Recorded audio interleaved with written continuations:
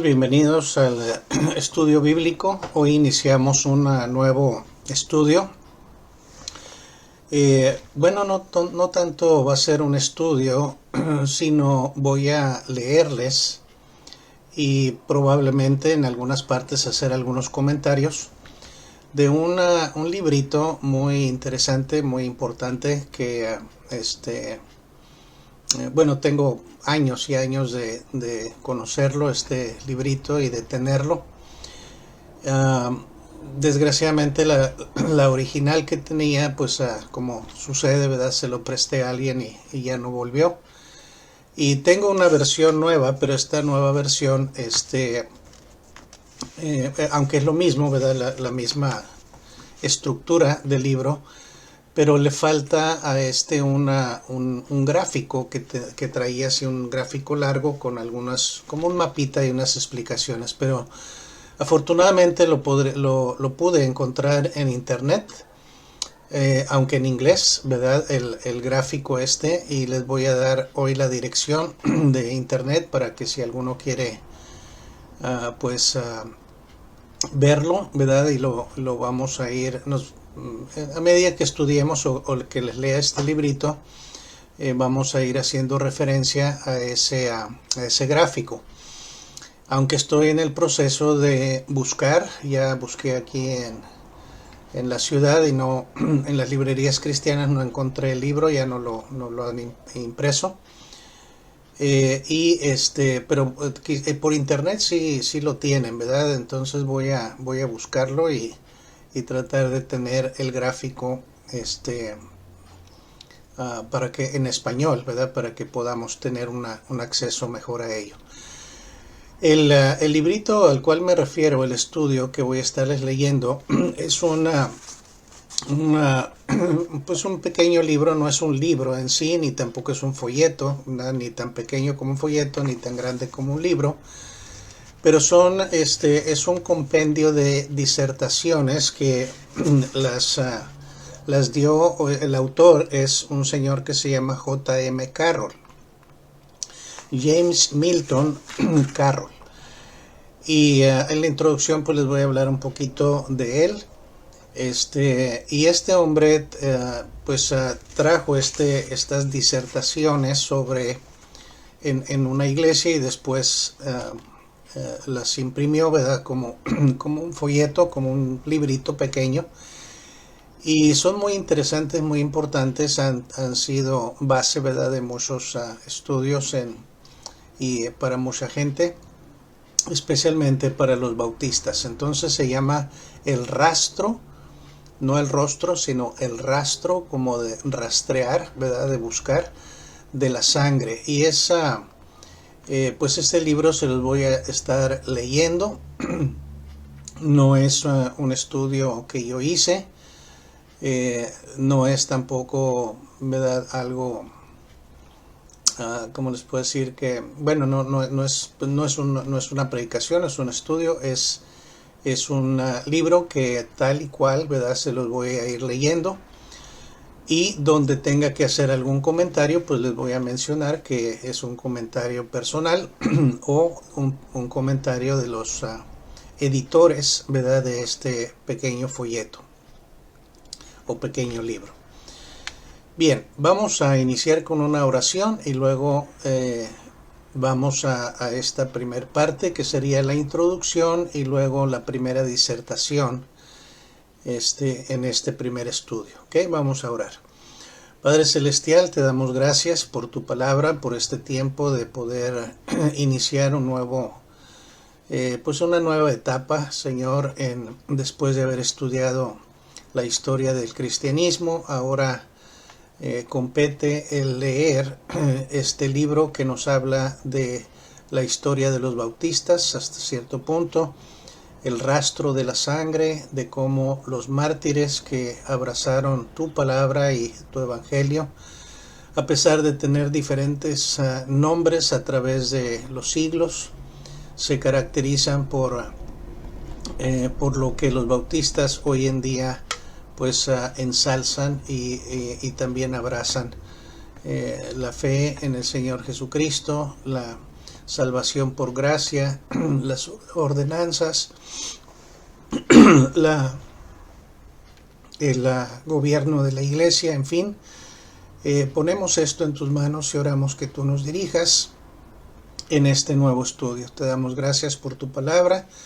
Oramos que quites, Señor, todo impedimento, todo obstáculo, que nos permita, Señor, tener un buen tiempo en este libro y fundamentados en la palabra tuya, la palabra de Dios. En Cristo Jesús te lo rogamos. Amén.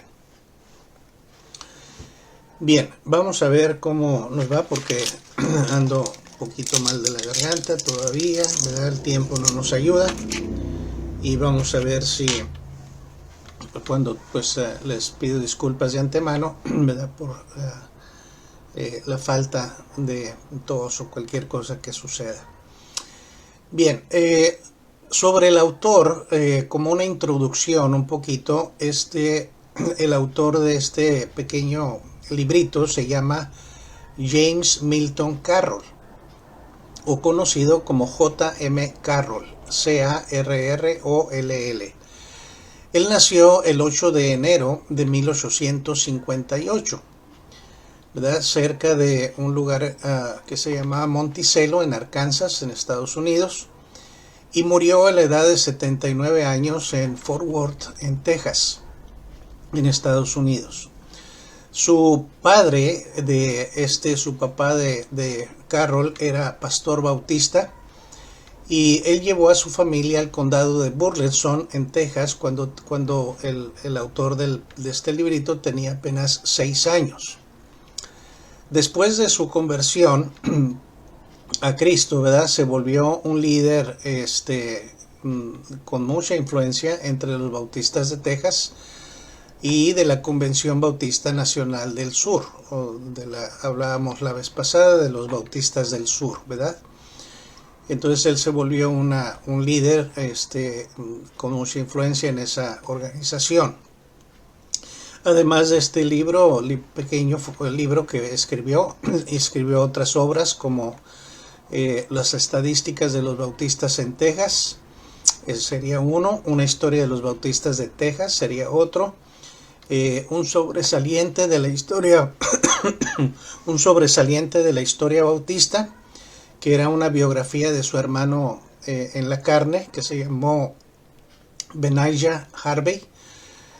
Y su leyenda permanece entre los bautistas, ¿verdad?, en su tratado sobre la historia de la iglesia bautista, que se titula El rastro de la sangre, que es el que vamos a leer, y fue publicado por primera vez en 1931. Y desde ese entonces pues se ha distribuido muchas copias a través del mundo. Les voy a leer un prefacio por un señor que se llama Teodoro Tweet. No tengo más información de él, y les leo esta introducción o este prefacio que escribió otra persona, Teodoro Tweet.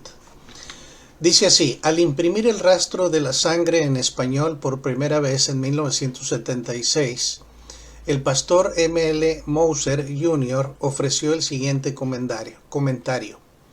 El mundo tiene una gran deuda con los bautistas, una deuda que nunca se puede pagar. Los bautistas siempre han sido los campeones de la libertad religiosa y política. El precio que los bautistas han pagado durante los años, desde el tiempo que Jesucristo instituyó la primera iglesia en Jerusalén hasta ahora, no puede ser contado en términos terrenales. Aún sacados de sus casas, vendidos en los mercados de esclavos, ahogados en los ríos, hervidos en aceite, quemados vivos en estacas y muy perseguidos, los bautistas han permanecido leales y fieles al Evangelio de nuestro Señor Jesucristo. La Biblia habla con autoridad final a los bautistas. El rastro de la sangre relata la historia bautista, preservada a veces aún por autores protestantes y católicos, al ver que los bautistas fieles preferían morir antes de negar la Biblia para acomodarse a la moda. A través de los siglos, la afirmación bautista era: La Biblia es la única regla de fe y práctica. Esa es la introducción a este tratado, El rastro de la sangre, ¿verdad? Podemos decir también que la investigación de las huellas de los cristianos a través de los siglos, desde el tiempo de Cristo hasta la actualidad, o la historia de las doctrinas enseñadas por Cristo y sus apóstoles y los que les fueron leales, ¿verdad? Eso describe este pequeño librito que vamos a leer a continuación, que se llama El rastro de la sangre. Entonces vamos a la primera disertación de este hombre, ¿verdad? J.M. Carroll, y en forma directa se los leo, dice así. Primera disertación. Cristo empezó su iglesia. Acuérdate de los tiempos antiguos. Considera los años de muchas generaciones. Pregunta a tu padre que él te declarará, a tus ancianos y ellos te dirán. Deuteronomio 32:7. Lo que hoy conocemos como el cristianismo o la religión cristiana comenzó con Cristo en el año 30 de nuestra era, en tiempo del Imperio Romano y dentro de sus límites, el cual era uno de los mayores imperios que el mundo haya conocido en el curso de toda su historia. Ese imperio en aquella época comprendía casi todo el mundo entonces conocido y habitado. El emperador reinante era Tiberio César. En cuanto a religión, el Imperio Romano era pagano. Sus numerosos dioses eran unos físicos y otros imaginarios. Había asimismo muchos creyentes y devotos. Esa religión era no solo la religión del pueblo, sino la del imperio, y como tal estaba sostenida y protegida por el Estado. El pueblo judío, que en ese periodo ya no constituía una nación aparte, se hallaba desparramado por el Imperio Romano. Sin embargo, ese pueblo todavía tenía el templo de Jerusalén, donde podía rendir culto a Dios, pues todavía se mostraba celoso por su religión. Pero, a semejanza de los paganos, hacía largo tiempo que había caído en el formalismo y perdido su influencia. Como la religión de Cristo no es una religión de este mundo, su fundador no le dio ninguna cabeza terrenal ni poder temporal, y así ella no buscó establecerse oficialmente, ni recibir el sostén ni el apoyo del Estado. Tampoco trató de destronar al César en turno, y así tenía que ser, de acuerdo con la doctrina del Señor. Dad pues a César lo que es de César, y a Dios lo que es de Dios. Mateo 22:19 al 22, Marcos 12:17, Lucas 20:20. Desde que el cristianismo es una religión espiritual, ya no puede ser el rival de ningún gobierno terrenal. Por el contrario, se les enseñó a sus fieles a respetar a las autoridades y a observar las leyes. Romanos 13 del 1 al 7, Tito 3:1, Primera de Pedro 2 del 13 al 16. Deseo llamar ahora su atención a algunas de las características o marcas de esta religión. Si queremos remontarnos hasta su origen a través de sus largos 20 siglos, y especialmente a lo largo de los 1200 años de la triste Edad Media, anegada por ríos de sangre de mártires, nos será preciso conocer bien las marcas a fin de orientarnos. A medida que avancemos, hallaremos que esas marcas han sido muchas veces horriblemente desfiguradas, pero siempre daremos con alguna que haya resultado imborrable. Estemos pues sobre aviso, con cuidado y oración. Desde luego hallaremos muchos engaños y simulaciones. de tal manera que engañarán, si fuere posible, aún a los escogidos. Mateo 24:24, Marcos 13:22. Pero así todo necesitamos seguir, de ser posible, sus huellas, valiéndonos de los datos históricos dignos de fe y con especialidad de los aportados por las palabras y las marcas de la divina verdad. Enseguida, este es comentario mío, vamos a ver algunas marcas, lo que el autor, ¿verdad?, le tituló algunas marcas infalibles e indefectibles. Y voy a írselas enumerando, ¿verdad?, a medida que les vaya leyendo lo que el autor aquí escribió como marcas infalibles e indefectibles. Les leo, dice: si al descender a través de los siglos damos con un grupo o grupos que no posean las marcas o señales que se dan a continuación y que enseñan otras cosas como doctrinas fundamentales, cuidado. Número 1. Cristo, el fundador de esta religión, constituyó a sus discípulos en iglesia. Los discípulos, a su vez, habían de constituir otras iglesias a medida que esta religión se extendiese y se hiciesen otros discípulos. Número 2. Este organismo o iglesia tenía, de acuerdo con las escrituras y la práctica de los apóstoles y de las primeras iglesias, dos clases de ministros o funcionarios y solamente dos: pastores y diáconos. El pastor era llamado obispo. Tanto el pastor como los diáconos habían de ser elegidos por la iglesia para desempeñarse como servidores de la misma. Un comentario que puedo añadir aquí es que el autor, ¿verdad?, menciona solamente dos clases de ministros o funcionarios, ¿verdad?, de la iglesia, que sería pastor y diáconos. Estamos de acuerdo en eso, claro. Solamente que dice el pastor era llamado obispo, ¿verdad? Yo le puedo agregar que también se le llamaba anciano. Entonces hablaba en la misma persona, ¿verdad?, anciano, obispo o pastor, era la misma persona. En una iglesia podía haber dependiendo del número de miembros, ¿verdad?, 2 o 3 o más pastores, pero siempre había un pastor principal y los demás pues eran que ayudaban en diferentes áreas, eran pastores también, y además de ello diáconos. Muy bien, pasamos a la lectura del punto número 3 o el distintivo número 3 que menciona este autor. Les leo. Número 3. Las iglesias, en asuntos de su gobierno y disciplina, habían de ser enteramente independientes unas de otras.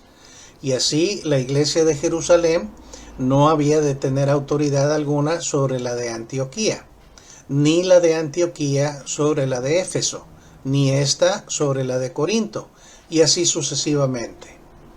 Su gobierno había de ser congregacional y democrático, es decir, un gobierno del pueblo, por el pueblo y para el pueblo. Número 4. Punto número 4. Cristo le dio a la iglesia dos ordenanzas y nada más que dos, que son el bautismo y la cena del Señor. Estas dos ordenanzas habían de ser perpetuas, o sea, para siempre, y de carácter memorial. Entonces ese es el punto 4 acerca de las dos ordenanzas, bautismo y cena del Señor. Punto número 5.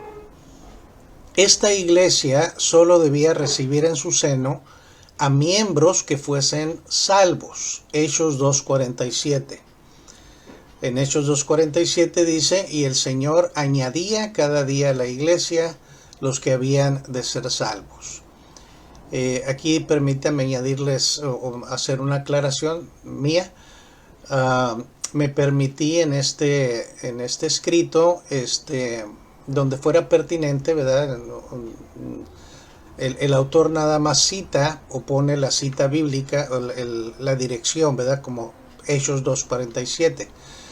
Pero yo escribí lo que dice, ¿verdad? Hechos 2:47, para que no tuvieran que andar buscando en la Biblia después y se pasara el tiempo, sino que les leo lo que dice Hechos 2:47 o cualquier otra cita después. En algunas que son muy largas a lo mejor no lo voy a hacer, o como lo hice les leí varias citas anteriormente, pero pues no dije lo que decía, ¿no? Esas las pueden buscar en la Biblia. Están ahí, pero algunas, como en este punto 5, me pareció pertinente de poner allí lo que dice Hechos 2:47 y las demás citas más adelante.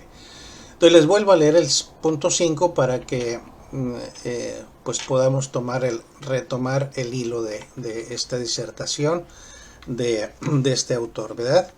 J.M. Carroll. Número 5 dice: esta iglesia solo debía recibir en su seno a miembros que fuesen salvos. Hechos 2:47, que dice: y el Señor añadía cada día a la iglesia los que habían de ser salvos. Estos habían de ser salvos únicamente por la pura gracia de Dios y no por virtud de obras de la ley. Efesios 2:5, que dice: aun estando nosotros muertos en pecados, nos dio vida juntamente con Cristo, por gracia sois salvos. Y también Efesios 2, del 8 al 9, porque por gracia sois salvos por medio de la fe, y esto no de vosotros, pues es don de Dios, no por obras, para que ninguno se gloríe. Aquellos salvados, y sólo estos, habían de ser sumergidos en el nombre del Padre y del Hijo y del Espíritu Santo. Mateo 28:19, que dice: por tanto, id y haced discípulos a todas las naciones, bautizándolos en el nombre del Padre y del Hijo y del Espíritu Santo. Y sólo estos, así recibidos y bautizados, habían de participar de la cena del Señor. La cena había de celebrarse únicamente por la iglesia, formada por todos sus miembros, salvos y bautizados, reunidos en armonía. ¿Verdad? Aquí tengo otra aclaración en desarrollo de las iglesias, ¿verdad? Hay lo que se llama la comunión abierta y comunión cerrada. Generalmente la comunión abierta es cuando en una iglesia, si hay visitantes de otras iglesias, ¿verdad? O personas que han aceptado a Cristo como Salvador, pueden participar de la cena del Señor. Cuando esta iglesia, ¿verdad? Por ejemplo, nosotros tenemos la celebración de la cena el primer domingo de cada mes. Y allí, si hay algún hermano o hermana o familia, ¿verdad?, que nos visita de otra iglesia, dentro de la misma ciudad o de fuera de la ciudad, del estado, del país, ¿verdad? Y ellos desean tomar la cena del Señor, también se le llama comunión abierta, porque pueden tener comunión con nosotros, tomar la cena del Señor, esto es. Comunión cerrada la tuvimos por un tiempo nosotros en la iglesia, es solamente para miembros de la iglesia, ¿verdad? Solamente los hermanos que están en nuestra congregación. Si venía algún visitante de fuera, pues le aclarábamos que no podía tomar la cena del Señor. Algunas iglesias optan por comunión abierta o comunión cerrada. También por la razón de que los bautismos, ¿verdad? No tenemos bautismos cada domingo, aunque la Escritura dice que cuando una persona recibe a Cristo como Salvador, pues ya puede bautizarse inmediatamente ese mismo día o la siguiente semana. No hay obstáculo para ello, y después, ¿verdad?, se le enseña todas las cosas. Sin embargo, por causa de de varios administración de la iglesia y otras cosas que no tenemos bautismos, ¿verdad?, muy frecuentes. Entonces permitimos que una persona que ha recibido a Cristo como Salvador y ha dado evidencia de que le ha recibido como Salvador, pueda tomar de la cena del Señor antes de bautizarse. ¿Verdad? Después pues ya se bautiza y ya continúa de esa manera. Entonces esa es una aclaración. Entonces volvemos al librito, a lo que nos dice este autor Carroll, y el punto número 6 escribe él lo siguiente. Punto número 6. Las inspiradas escrituras, y nada más que ellas, de hecho el Nuevo Testamento y solo el Nuevo Testamento, habían de ser la regla y guía en asuntos de fe y de conducta, no solo para la Iglesia como organismo, sino para cada miembro de ella. Y aquí tenemos una nota del traductor, del que tradujo este libro, que se llama José M. Rodríguez, y dice lo siguiente: la Iglesia de Cristo es una institución que no empezó sino hasta el Nuevo Testamento. Entonces solo allí se encuentra el origen, reglas y prácticas de las iglesias del Señor. Sin embargo, los bautistas verdaderos siempre han dicho que toda la Escritura es la palabra de Dios y es la única regla de fe y práctica, tanto el Antiguo Testamento como el Nuevo.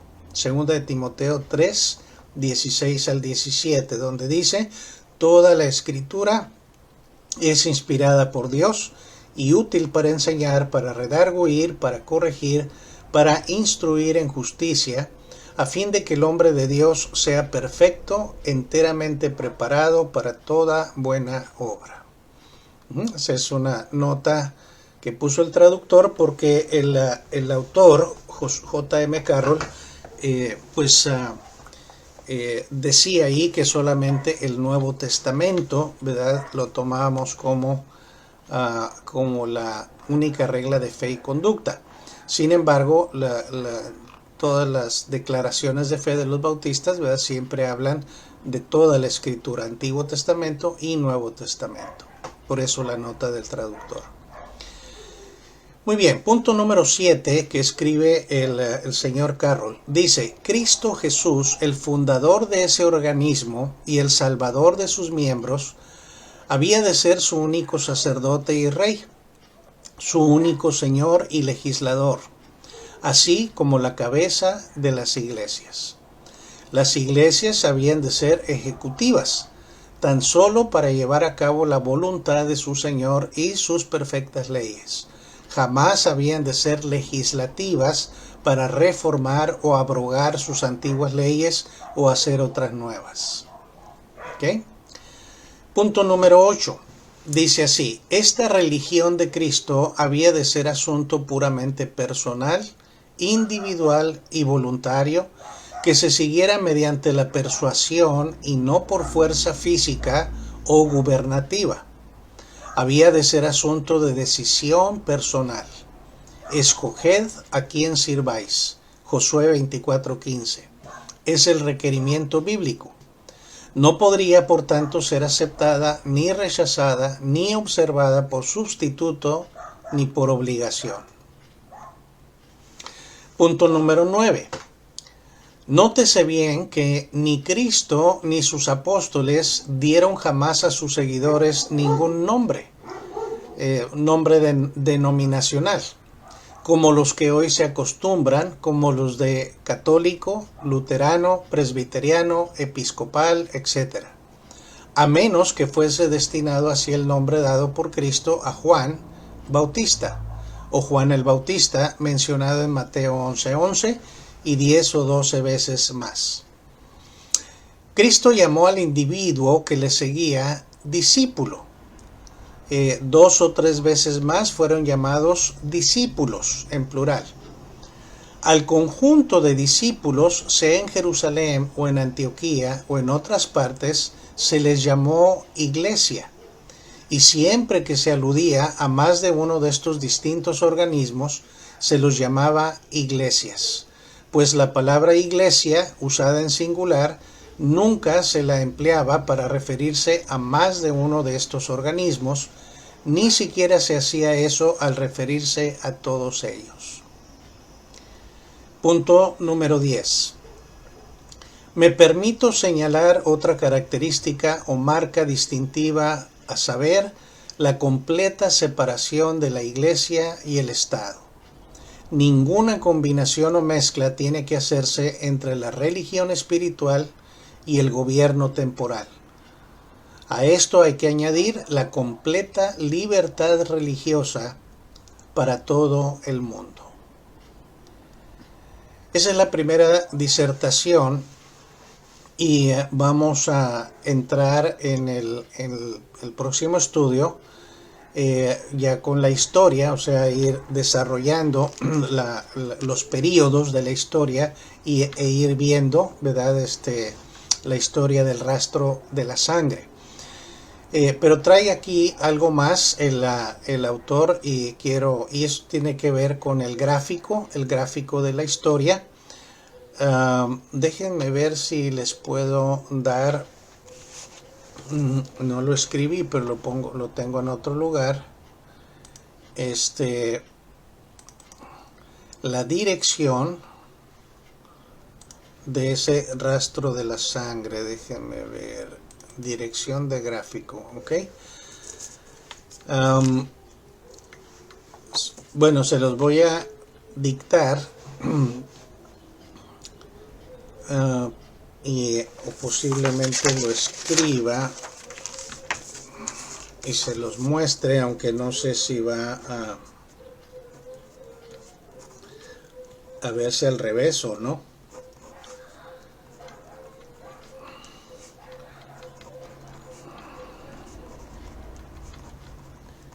Ok, punto. Está un poquito largo.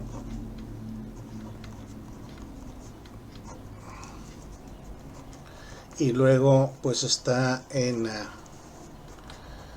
como les dije, está en inglés.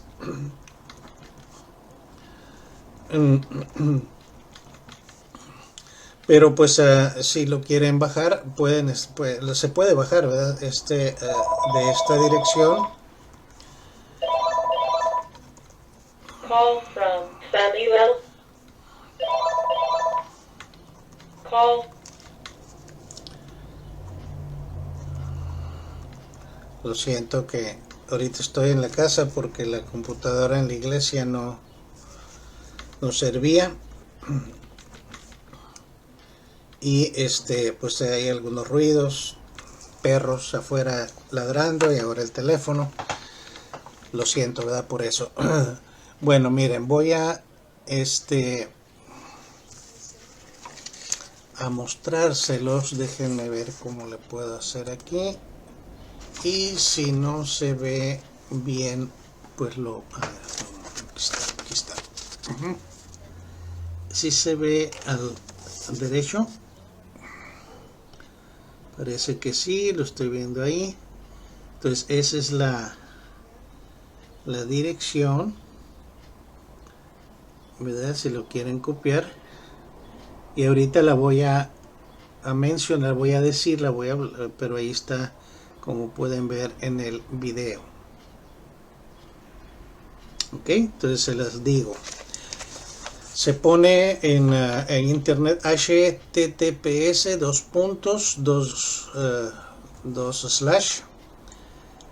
es.wikipedia.org otro wiki/The Trail of Blood. Cada palabra separada por una guión bajo. De guión bajo trail, TARAIL, of blood. Número y luego otro slash, dice media, otro slash, archivo, The Trail of Blood.jpg. Esto un poquito, se los vuelvo a poner aquí para que lo puedan copiar. Quizá los que solamente estén escuchando pues necesitan ver el video en este punto para que puedan copiar esta dirección. ¿Ok? Muy bien. En esa dirección pueden bajar ahí, bueno, lo pueden ver y luego lo pueden bajar también a su computadora, no sea el teléfono, como sea, pero a la computadora, y pueden bajar la guía de esta gráfico de la historia. Y les voy a decir a continuación lo que el autor de este pequeño librito, el señor Carroll, dice sobre ese gráfico. Una vez que lo tengan, pues va a tener sentido lo que aquí dice, ¿sí? Dice así: antes de proceder con la historia, permítame llamar su atención a el gráfico de la historia. Creo que un estudio cuidadoso del gráfico le puede hacer entender mejor la historia y ayudarle a retener en memoria lo que oye y ve. El gráfico enseña un periodo de 2000 años de historia religiosa. Note en la parte superior, así como en la inferior, los mismos números, 100, 200, 300, etc., hasta 2000. Los números significan los 20 siglos del tiempo separados por las divisiones verticales. Cerca de la parte inferior hay una sección horizontal manchada y oscura, representando la Edad Media. Allí están los nombres de países como Italia, Gales, Inglaterra, África, España, Francia, etc., hasta América. Son los países donde ocurrió mucha historia especial durante el periodo indicado, aunque en algunos países la historia eclesiástica se hizo en todos los siglos. Arriba de los nombres de países aparecen los sobrenombres de iglesias asignados a ellas por sus enemigos. Cristianos es el primero, y a los discípulos se les llamó cristianos por primera vez en Antioquía, Hechos 11:26. Eso ocurrió cerca del año 43. O los paganos o los judíos les llamaban ese nombre en burla. Todos los demás nombres en la misma línea fueron dados por lo mismo: montanistas, novacianos, donatistas, paulicianos, albigenses, valdenses, anabautistas, etc. En el curso de las disertaciones se mencionan estos grupos muchas veces.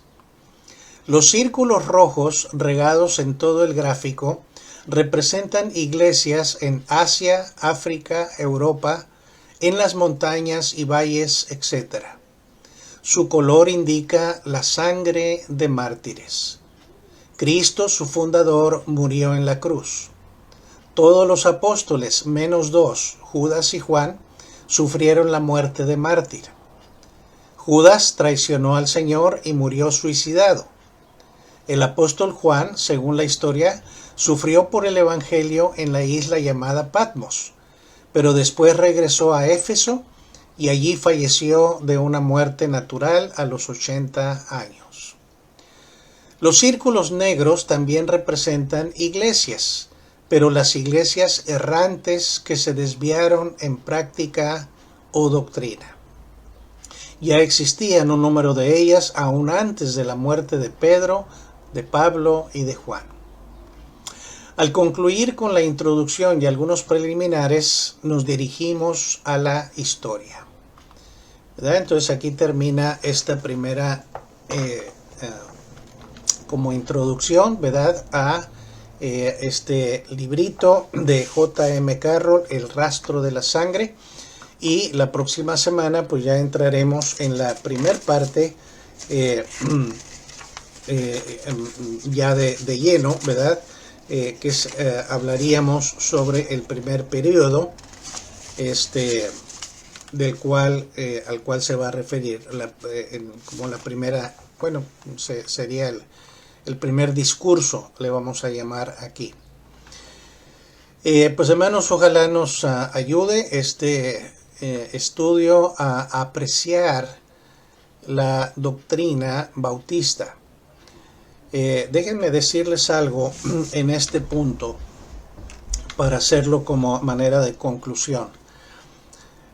Hace algunos años, ya bastante, serían cuando nosotros iniciamos aquí en Playas, en los 80s,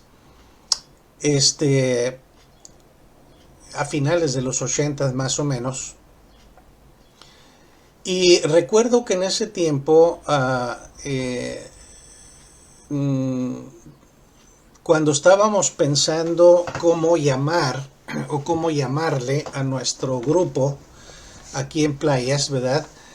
Y que ya se le había puesto como un estudio bíblico, pero se le había puesto el título de Templo Bautista de Playas. Y en ese entonces recuerdo que algunos hermanos mencionaron, ¿verdad? No lo propusieron ni nada más mencionaron, de que en muchos otros lugares las iglesias, las congregaciones, estaban quitándose el nombre o la denominación de la cual procedían para que pues no hubiera, según ellos, prejuicios. Y especialmente muchos estaban quitando a sus iglesias la denominación o el término bautista, ¿verdad? No querían ya usar ese nombre dentro de cómo se llamaría, ¿verdad?, su congregación. Entonces empezaron a llamarla que la puerta y que el camino y iglesia del pueblo, iglesia de acá, pero sin denominación. Es también cuando tuvo mucho auge las iglesias interdenominacionales que se llamaron, porque ellas decían, nosotros no tenemos denominación, ¿verdad? No nos identificamos con nadie. Pero en ese tiempo yo recuerdo que dijimos nosotros, bueno, el misionero y yo como pastor, y también estuvieron de acuerdo los hermanos, en decir, vamos a llamarnos bautistas, Templo Bautista de Playas, porque no debemos avergonzarnos de la tradición bautista, ni tampoco del nombre bautista. El nombre bautista tiene aunque lo digo yo ahora, ¿verdad? Antes, hace algunos años, era garantía de una doctrina sana. No lo es en la actualidad. Hay ¿verdad?, iglesias bautistas que tienen una doctrina a veces cuestionable, pero son la minoría, no son la mayoría, ¿verdad? Entonces todavía el nombre bautista tiene mucho peso, aunque ha sido criticado, hemos sido criticados que somos muy fríos, que somos muy no sé, sí, más fríos, más metódicos, no sé, no tenemos mucha espiritualidad. Sin embargo, la iglesia bautista ha destacado, ¿verdad?, en todas las épocas. Y por eso es la importancia de este libro que le estoy leyendo, El Rastro de la Sangre, porque nos habla de que los creyentes, desde el tiempo del Señor Jesucristo, ¿verdad?, no podemos trazar una denominación hasta el tiempo de Jesús. No podemos decir que la iglesia de Jerusalén era la primera iglesia bautista de Jerusalén. No se puede hacer eso. No podemos trazar esa denominación bautista, ¿verdad?, a través de los siglos hasta el presente. Nadie lo puede hacer, ni siquiera los católicos, ¿verdad?, que han luchado y tratado de hacer que Pedro sea su primer papa, y que Pedro desde Roma, que Pedro nunca estuvo en Roma, pues desde allá viene la sucesión apostólica de los papas y todo lo demás. No, es imposible, la historia no miente.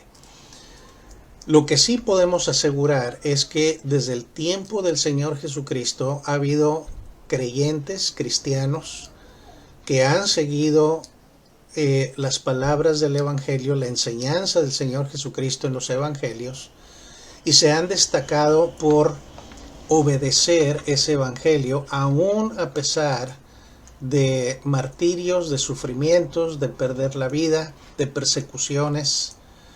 Muchas veces se han ido esos creyentes a la clandestinidad porque no podían operar abiertamente, porque los gobiernos los buscaban para matarlos.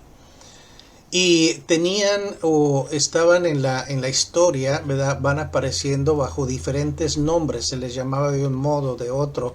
Generalmente los enemigos de ellos son los que les daban estos nombres, que los caracterizaba como gente que seguían los lineamientos del Señor Jesucristo, la palabra de Dios.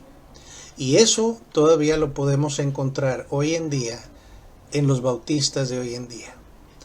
La doctrina bautista, ¿verdad? Quizá cuando ya terminemos esta lectura del rastro de la sangre, les voy a, y muchos de nosotros en la iglesia pues ya lo conocen o lo hemos tenido como estudio, los distintivos bautistas, que muchas iglesias tienen algunos de esos distintivos, pero solamente la iglesia bautista tiene todos los distintivos que pertenecen a una iglesia bautista y que tienen su base, su fundamento en la palabra de Dios, y que distinguen a un creyente bíblico, ¿verdad? Con el fundamento en la escritura, de uno que pues enfatiza en otras cosas. Entonces yo tengo orgullo sanamente del nombre bautista. Hoy en día muchos desprecian eso y quieren ponerse una, ¿cómo se puede decir? Vestirse de un ropaje de humildad o de, no sé, de cómo llamarle, ¿verdad? La verdad no tengo palabras cómo llamarle. Cuando dicen, por ejemplo, no, yo no soy ni bautista, ni soy esto, yo soy de Cristo, ¿verdad? O yo soy cristiano, bueno, pero muchas veces ese que se llama cristiano tiene unas doctrinas y unas creencias contrarias a la palabra de Dios. Yo me enorgullezco de haber nacido en una iglesia bautista, de haberme bautizado en una iglesia bautista, de haber crecido en una iglesia bautista, de haber asistido a un seminario bautista y de ser pastor por más de 40 años ya bautista, ¿verdad? Porque yo creo que no estoy diciendo que seamos perfectos o que yo sea mejor que otra gente o otros creyentes, no. Lo que estoy diciendo es tengo orgullo y doy gracias a Dios de haber crecido y nacido en una iglesia bautista y de sostener las doctrinas bautistas, porque hasta ahorita toda doctrina bautista tiene su fundamento en la palabra de Dios. Lo que hacemos en la iglesia, todo lo que realizamos en la iglesia, desde los cantos, el coro, la música, la predicación, las ordenanzas, tienen su fundamento en la palabra de Dios. Y no tenemos ninguna discrepancia con aquellos bautistas o aquellos creyentes que a través de los siglos dieron su vida por defender esas verdades espirituales. Bueno, no sé si me explique en esto, ¿verdad? Pero les decía que muchos un tiempo se avergonzaban y quizá no se avergonzaban, pero no querían tener el nombre de su denominación, fuera cual fuera, ¿no? Sin embargo, nosotros optamos por tener en nuestro nombre, en lo que, como se llama, nuestra congregación, Templo Bautista de Playas. Y ese va a ser siempre, ¿verdad? En la Constitución nuestra dice que ese es el nombre que llevamos y que nada lo puede cambiar. No puede haber una votación un día de la iglesia que lo cambie, porque ese es un punto que no se cambia. Así es que por eso esa es la lectura de este libro, para que usted entienda, si va a asistir a nuestra iglesia, por ejemplo, es miembro de nuestra iglesia, entienda que tiene un trasfondo muy rico y muy poderoso en ese nombre. El rastro de la sangre nos habla de los bautistas a través de los siglos. Quizá no con el nombre como la denominación, pero sí con las características que la Iglesia Bautista tiene hoy en día. Bueno, con eso, hermanos, les dejo. Vamos a dejar hasta ahí, y nos vemos la próxima semana para el primer discurso, ¿verdad?, sobre el primer periodo. Dios los bendiga, que estén bien. Ojalá consigan ese gráfico en la dirección que les di, y voy a tratar de tenerlo para la otra semana, ¿verdad? A ver si puedo conseguir el librito en español y tener el gráfico en español también. Dios me los bendiga, que estemos bien. Hasta luego.